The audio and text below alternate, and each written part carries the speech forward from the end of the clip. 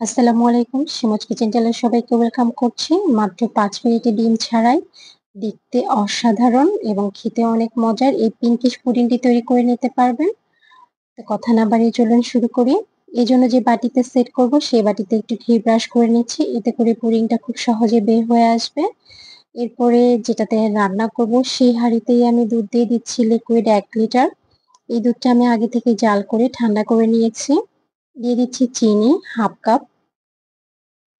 দিচ্ছি গুঁড়ো দুধ 1/3 কাপ। এটা কিন্তু দিতে পারেন কারণ এটা দিলে টেস্টটা আরো বেড়ে যাবে। দিচ্ছি cornflour 1/4 cup. Agar agar powder দিচ্ছি ১ টেবিল চামচ। দিয়ে সমস্ত উপকরণগুলোকে ভালো করে মিক্স করে নিচ্ছি। এমনভাবে মিক্স করতে হবে যেন কোনো লাম্পস না থাকে। একটু সুন্দর ফ্লেভারের জন্য দিয়ে দিচ্ছি ভ্যানিলা এসেন্স 1/2 চা চামচ। চাইলে কিন্তু এখানে এলাচের গুঁড়োটাও ব্যবহার করা যাবে। আবারও আমি একটু মিক্স করে নিচ্ছি। নিয়ে এবার আমি চুলায় চলে যাব। তো আমি চুলাটা অন করে দিয়েছি। দিয়ে এটাকে আমি অনবরত নাড়তে থাকবো। এটা কিন্তু নাড়া বন্ধ করা যাবে না। তাহলে কিন্তু এটা দলা পেকে যেতে পারে। একটু মিষ্টিতে ব্যালেন্সের জন্য আমি একটু লবণ দিয়ে দিলাম। ৪ থেকে ৫ মিনিটের মতো জাল করার পরে যখন একটু ঘন হয়ে আসবে তখন আমি এখানে রেড ফুড কালার দিয়ে দিচ্ছি ৩ থেকে ৪ ফোঁটার মতো। তবে এটা চাইলে কিন্তু স্কিপ করা যাবে। এটা জাস্ট কালার সুন্দর দেখানোর জন্য। তো ঘন হয়ে এসেছে এবার আমি নামিয়ে নিচ্ছি। এখন পর্যন্ত যারা ভিডিওটির সাথে আছেন তারা প্লিজ সাবস্ক্রাইব করতে ভুলে যাবেন না। আগে থেকে রেডি করা যে বাটিটা সেখানে নিয়ে নিলাম। একটু ট্যাপ করে দিচ্ছি, বাবল থাকলে সেটা বের হয়ে যাবে। এবারে ফ্রিজে ২ ঘন্টা রেখে এটাকে ঠান্ডা করে আমি এখানে নিয়ে আসলাম।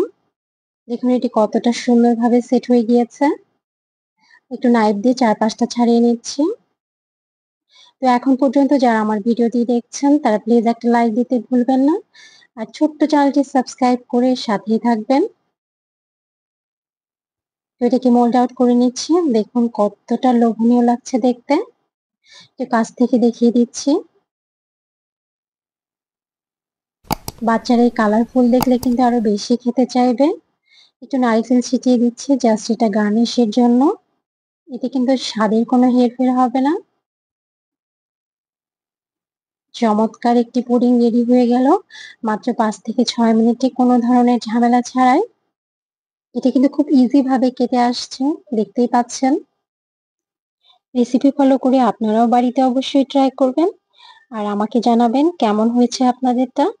এছাড়াও আমার চ্যানেলে কিন্তু আরো কিছু পুডিং এবং ঈদ স্পেশাল রেসিপি, মাংসের রেসিপি, কালাভুনা অনেক রেসিপি আছে। চাইলে কিন্তু আপনারা আমার ছোট্ট চ্যানেলটি ভিজিট করতে পারেন এবং আপনার ফ্রেন্ডস অ্যান্ড ফ্যামিলির সাথেও শেয়ার করতে পারেন।